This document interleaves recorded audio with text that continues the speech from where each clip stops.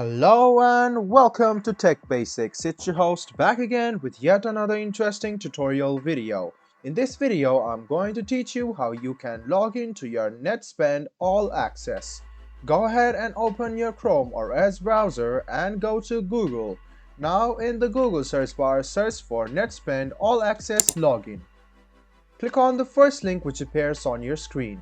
It will take you to the official login portal of Netspend prepaid account.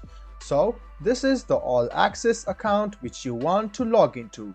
Go ahead and write down your username which is associated with Netspend and then write down your password. What you need to do is click login and then you can successfully log into your Netspend All Access account. You can click on remember my username and you will not have to write the username the next time you try to log in.